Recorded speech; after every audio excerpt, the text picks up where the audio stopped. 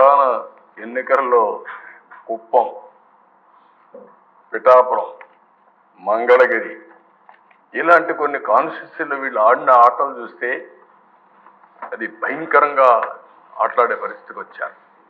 రాష్ట్రంలో సంపాదించిన అవినీతి డబ్బులు మొత్తం ఆడ పంచారు. కానీ ప్రజల్ని మెచ్చుకోవాల దిశ 90,000, 70,000, 40,000, 50,000తో గెలిపించారంటే అది ప్రజలు చూపించిన స్ఫూర్తి, చైతన్యం తప్ప ఇంకోటి కాదు. దానికి మనస్ఫూర్తిగా అభినందిస్తున్నాను. పులివెందల ఎక్స్పెరిమెంట్ ఫెయిల్ అయింది, అది రిప్లికేషన్ మోడల్ కూడా ఫెయిల్ అయింది. అయితే ఆ దిశ నాకు ఒక అనుభవం కూడా ఉంది. ఇక్కడ ఒక 20-25 కాన్స్టిట్యున్సీల్లో ఇనానమస్గా చేసుకోవాలని ప్రయత్నం చేశారు, ఎవరిని పోటీ చేయనివ్వకుండా. కానీ ఈరోజు మాచర్ల మీరు చూశారు, మాచర్లలో బ్రహ్మారెడ్డి బ్రహ్మాండంగా పనిచేసుకొని నిలబడుకున్నాడు, అతిపెద్ద మెజారిటీ గెలిచాడు. అలాంటి దిశ చాలా నియోజకవర్గాల్లో క్యాండిడేట్లు ఎక్కడైతే గట్టిగా నిలబడుకున్నారో అక్కడ గెలవగలిగారు.